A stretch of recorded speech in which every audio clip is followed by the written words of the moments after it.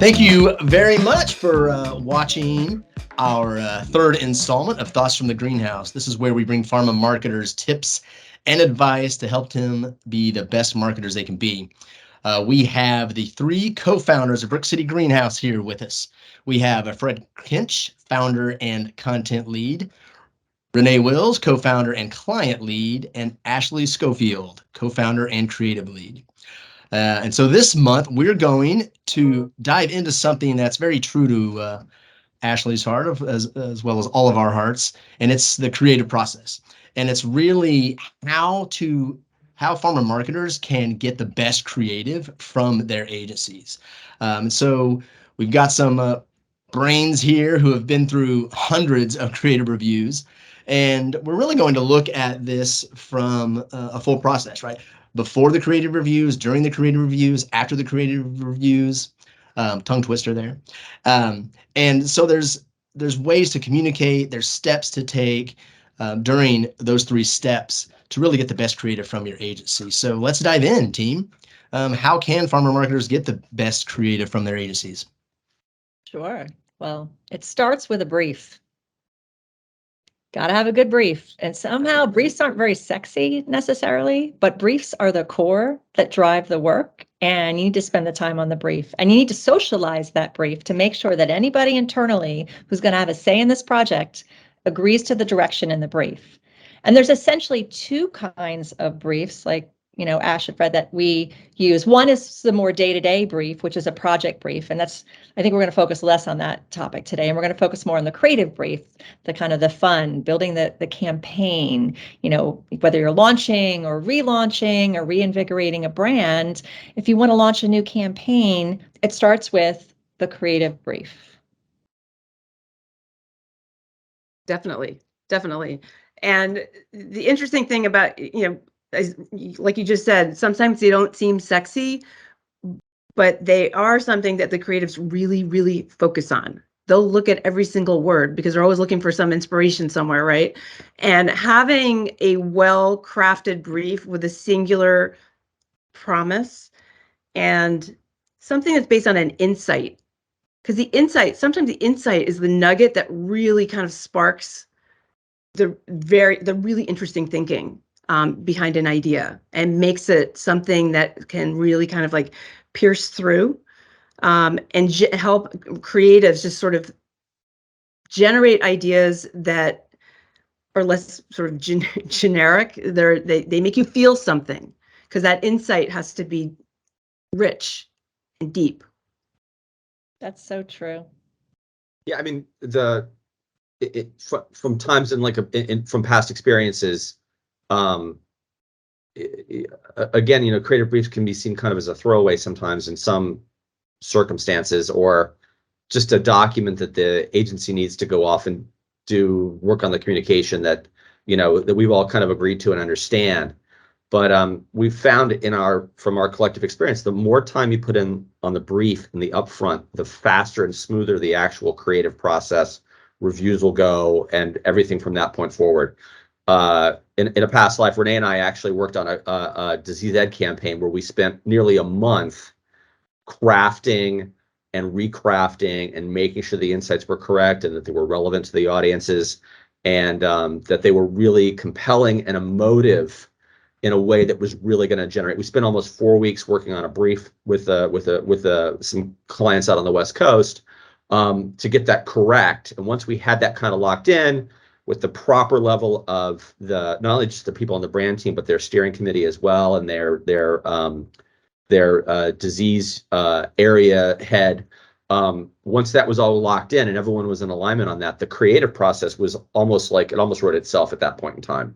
We had a really firm understanding of what everyone wanted to say, what everyone was challenged to do, and the creative reviews went swimmingly after that. It was almost turnkey at that point in time. There's a saying in advertising that it's not just about the brief, the document itself, but it's about the briefing, the process. And that 4-week process you went through was probably very helpful to all of the stakeholders. Can you as a team talk about the process a little bit more rather than just the document itself? Well, in a lot of cases, you know, the process itself is really like, okay, do we have a really firm positioning that everyone is agreeing on, and the positioning really is unique and, you know, articulatable to the audience.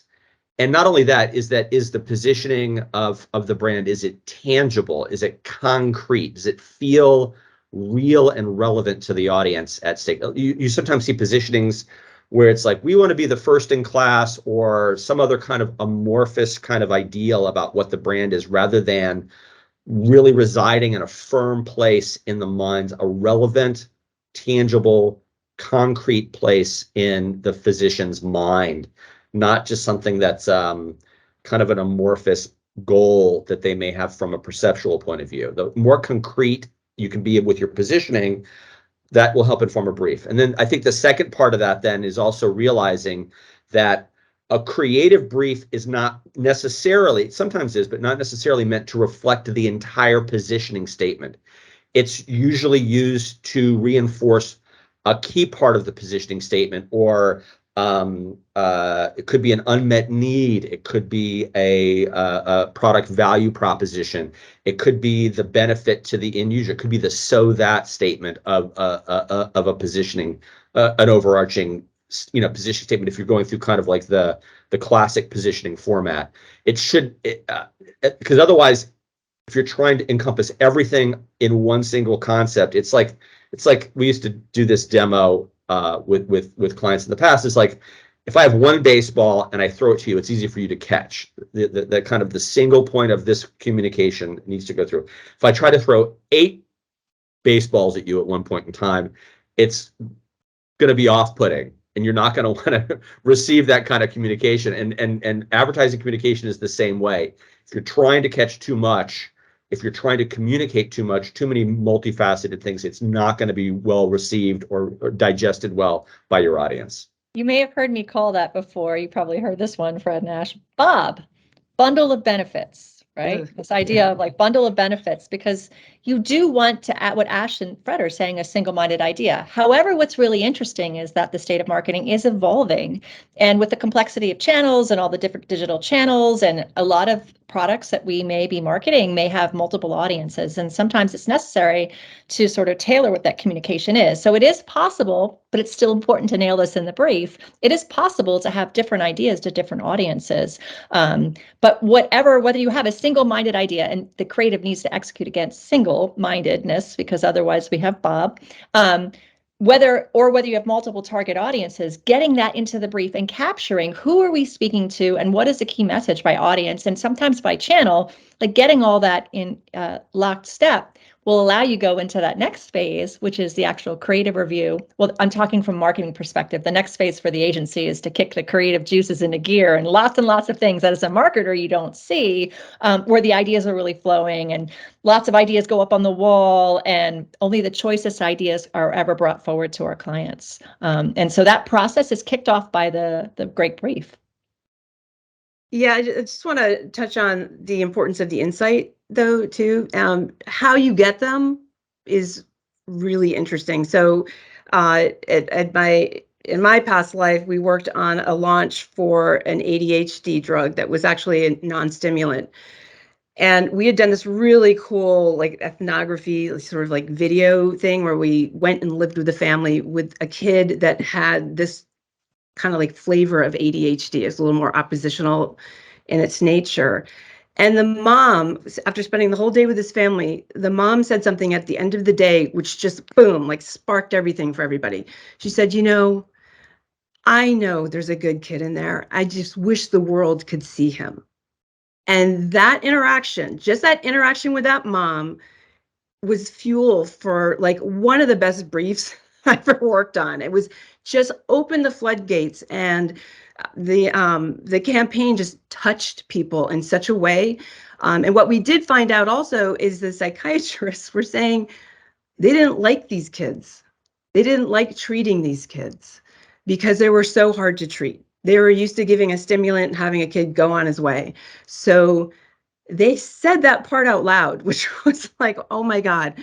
So the combination of kind of hearing that out in the market and then spending time with the family and hearing the struggles that the family had and the frustrations of knowing that this wonderful child is just being misunderstood and overlooked by HCPs was a really, really powerful place to play for creatives. Really rich. Yeah, that's exactly was my earlier point about like about relevant. Yeah. That insight is relevant, a clinically meaningful, medically relevant insight. It's not some amorphous idea about we want to be the number one or the hallmark or the cornerstone of this or that. Yeah. It's an actionable, concrete emotion or feeling. It's a situation. It's just a really rich, relevant insight that can be very well executed, and then it's going to resonate strongly. It's going to and so the creative that reflects that is going to resonate really strongly with the audience. Yeah, definitely. It really sparked a sense of empathy in the HCP community. It didn't exist there. It was actually the opposite existed. So that was like an exciting example, I think, of where you want to play, where you touch hearts and souls, and you don't really think that in pharma sometimes, because sometimes a lot of the work looks a lot alike. And so when you have something that just kind of grabs you on an emotional level like that, it's magical. Even if the emotional trigger you are for an HCP audience specifically that may not have quite the patient involvement involved, but even an insight of the emotional trigger of professional satisfaction or professional competency by an HCP, or the professional mastery in a particular clinical situation, that can also be kind of an emotional trigger to leverage in that context. So it can't be generic, though, to Ashley's point. Like the beautiful thing about the insight about the mom with the son with the ADHD is that it was really, really relevant to the category and what the product could deliver on. And you can leverage a lot of emotions, but just like, again, like as you start to get even more generic, like empowered, control, freedom, like that's like it maybe that might be true, but but you have to spin it in a way, you have to frame it in a way that is really relevant to the disease state you're working in, and with the therapy, what the therapy can provide, because otherwise it's just generic. Yeah, and that's where I think language in the brief can really make a difference. I think you want to use language that inspires thinking and doesn't feel too prescriptive, and I think it's okay to make an HCP uncomfortable. Just sometimes, you need to shake people by the shoulders to get them to change their behavior and look at a category differently. And I think, not all marketers are comfortable with that, but when that's done well, it's really impactful. Yeah. So there was a brand that I worked on in the dermatology space, and it's interesting because marketers often want a campaign that they want to hang on their walls, that they're proud of, that is kind of comfortable, that looks kind of cool. And so this particular campaign, I don't know if I want to describe it too much, but it had a character that we put out in the sun. It was in dermatology and psoriasis, and but the character that we put out there was not human, and it made people kind of uncomfortable, and how we executed that had a lot of discussion. But it communicated very clearly, and it caused people to think differently. But yet there was a lot of internal debate as to whether do we go forward with this campaign or do we not go forward with this campaign, because marketers were uncomfortable with it and their target audiences were uncomfortable with it. But ultimately, that campaign launched and was very successful. That was one of the most successful brands of all time. I think that's a nice pivot point. Let's transition to, like, okay, you've got a brief. It's a great brief. The agency's gone off and they're working away on concepts, and now we're in the first creative review. And so you're a marketer, you're sitting, and the agency starts to present the creative to you. Like, what do we think? What are some of the things that as a marketer you should kind of keep in mind in that moment? So I want to stop us for a second, because like, think about the fact of, you, as a marketer, I need to set that room up for success, right? So I want to make sure I have the right people in the room, and I want to make sure we have ground rules, and I have agreement with the agency, and my team in the room knows what to expect. So we agree to criteria. The agency knows, or I walk through the brief as the marketer, or the agency person walks through the brief as the marketer. And so we set it all up. And then we also agree, or is the creative going to, is it the agency going to go through everything, which is a very good best practice, or are we going to stop and comment along the way? Knowing what my agency will feel a lot more comfortable, and my team will deliver a lot more relevant, good sort of, comments along the way if we set it up for success. Even before that, I think it's important that a marketer lets the agency know how involved they want to be in the process, right? So we've worked with teams that want to see polished, beautiful things first round. We've worked with teams who are like, let's do a tissue session. Let's roll up our sleeves. Let's do it together. And that's important for the agency to know, how deep do you want to get in there with them? Because it's kind of cool when they're on the journey with us from the very beginning and seeing some of the germs, Another thing, when you're talking about the part where you're setting up the room for success and creating sort of like expectations, even just giving the initial feedback. Like, we've done things in the past that were really fun, which were, we call it like the Dixie Cup voting. So every marketer in the room gets 3 paper clips. The agency presents everything, and then there are little cups put underneath each idea. No one says anything. People go in and they vote for the ones they like. So it kind of takes the politics out of the room. It makes it like, okay, that's the first reaction. It's just another interesting, there's so many ways to do that, to kind of like start running that, because we've all been in the room where crickets are chirping after you present and you're like, okay, like, did we do something wrong, or is there some political thing going on, or like this or that? So understanding like the dynamics in the room help a lot too, of how you want to look at the work. What is your first response? Another thing is, setting the tone is really important. It's a positive experience. You've got teams that are excited to show ideas, excited to show their thinking, and it's totally cool to smile, to laugh, to show animation, to show energy. It's okay. It shouldn't feel like you've got these people coming and going like, here you go. And you're just like, we want interaction. We want interaction. We want conversation. We want, first reactions and things like that. But it doesn't have to feel like this super formal, like straight lace kind of thing. It should be fun.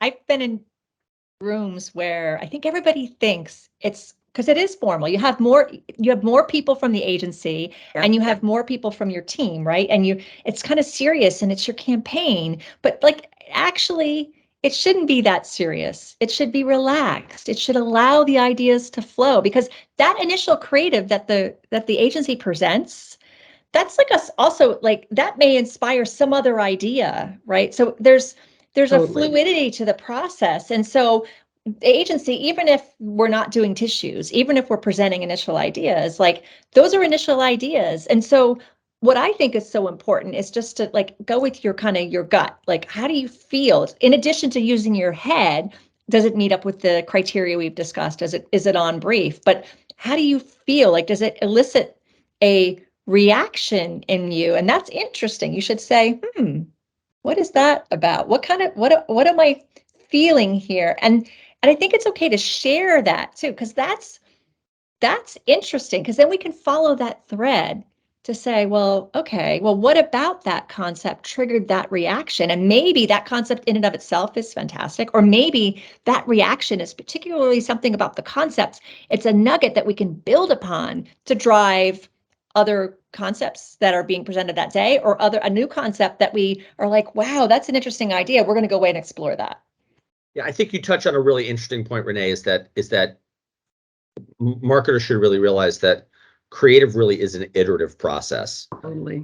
It is really, and I just saw a video about this the other day, so I can't take full credit, but it's a common, I guess, metaphor. It's like making pancakes. Usually the first couple really suck, and then like after that, they get better and better as you go along. It's really rare to crank out a great pancake the first time around. And we really look at creative like that too. It's like we're getting initial ideas out of the table, out on the table. We want to have good discussion about them, but it's an iterative process that we will come to like a collective agreement and consciousness over time as we work to make it better over time. There's no way that even with a thorough brief that we're going to be able to get everyone's sensibilities and understandings and insights appropriately communicated and in the first round. And the first round really should almost be considered like a jumping off point for additional work and additional iterations as we really strive towards something great that's really going to serve the brand well. Evaluate each concept, looking at it like, what's the good, because there may be something about that concept. You hate green, that green is terrible, but evaluate the idea in and of itself, because that's really, it's sometimes very difficult as a marketer or as a person in life to distinguish the idea from the execution. And the execution could be changed. It's very fluid, but is the idea itself that's driving that particular concept, is that a really good idea? Because if the idea is great and you don't like the execution, we can talk about that with the agency, and the agency can then think about the idea and execute it in different ways, but it's the idea.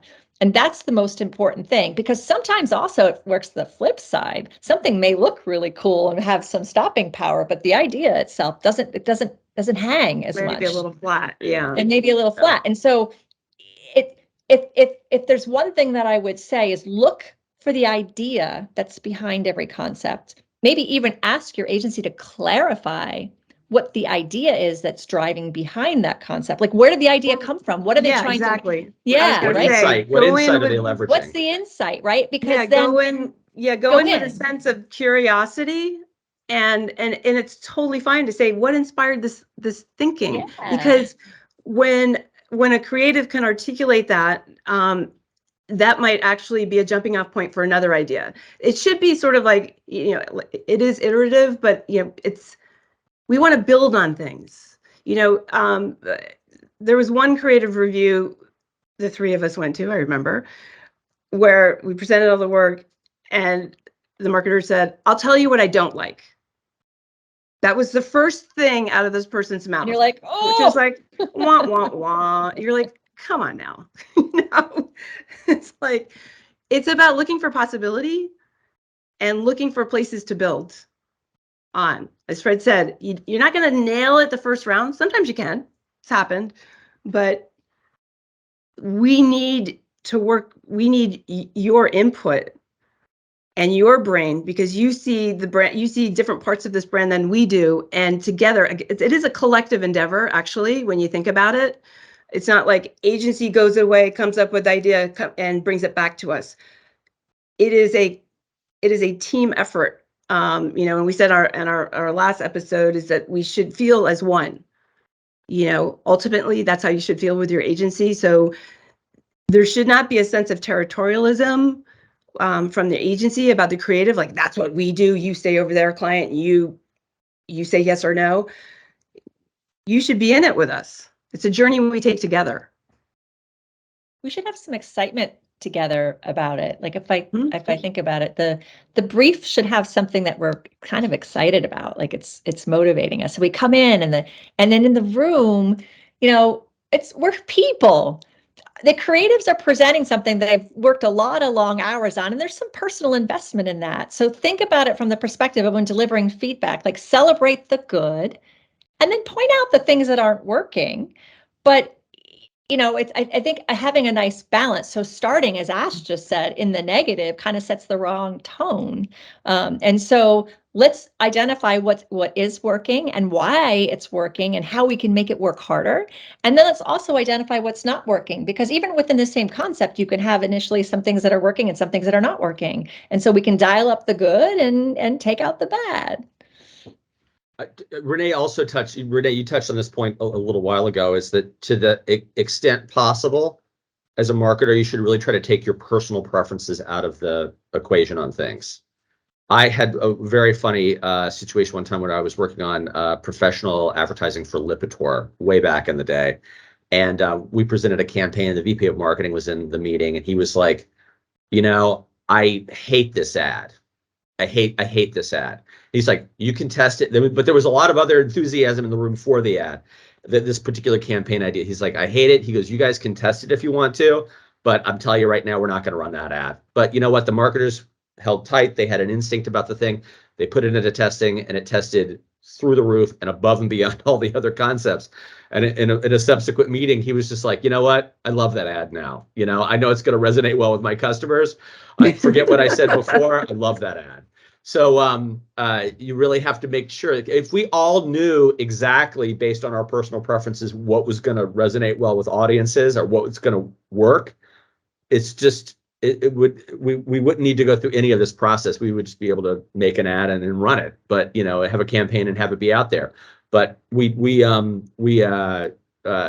doesn't work that way, and that's why we test, and that's why we go through multiple rounds of creative reviews with our clients, and that's really how to get the best work.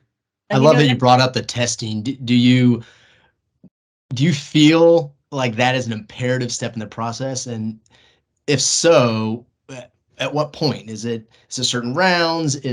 Are there any sort of quantifiable sort of suggestions you would give pharma marketers on when and how to implement concept testing? That's a whole other subject. I think that's a whole other video that we have to have. A whole other video. Let's reserve that topic for a whole nother. I got a lot to say on that one about that, because there's a lot of. But it comes also down to like us working with our clients. Like there's best practices, but there's also budget, and there's also what's the situation and all that stuff. So I would say that it depends, but I think we should have a whole video on that, because I think we can talk about different best practices within that topic. Yeah, definitely. I mean, it's just definitely a place where you're like, look, we've got to separate. I loved how you said that, bro. You have to separate your own opinions from, you're not necessarily the target audience. And so it's really important to separate those two. Yeah, your own opinions, the opinion of your spouse and your neighbor. I've seen that happen too. I showed my neighbor, we're like, what? Ideally, you end up, like, if you are going to testing, and I know that's a separate topic, but ideally you end up with like some concepts that you feel are like within the safety realm, but some things that push it a little bit. You really want to test the boundaries. You want creative, because we keep talking about this, you aren't the target audience, most likely. Maybe you are, but usually you're not. Usually you're selling something you're not the target audience. And if that's the case, who better than the target audience to make the decision? So putting some things like into the mix that push that envelope a little bit is perfect. You can learn a lot from that, even if you decide not to move forward with it.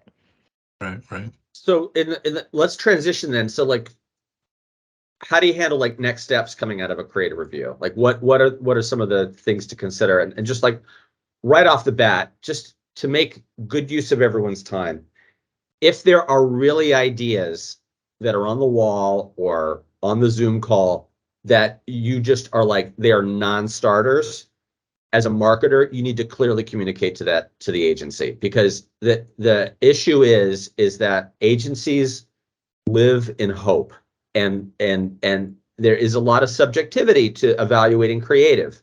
Mm-hmm. And so if you give them like, well, we sort of like, I don't really think if you're ambiguous about your feedback about something that deep down in your soul needs to get killed, you should just be upfront. Be kind, but be upfront and just kill it, because otherwise the agency is going to keep working on it.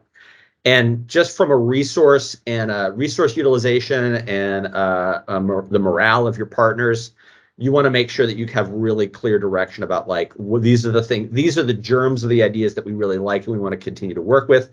These are the things that we don't want to continue to work with, because otherwise people will just be spinning their wheels. Yeah, and I think there should be a single point of contact with that too, because what can frustrate an agency is when you get a tidbit from one person, a tidbit from another person on the team, and then you're like, you've got conflicting, direction. It should be clear and concise, and it should come from one Consolidated. person. Yeah, Yes. consolidated.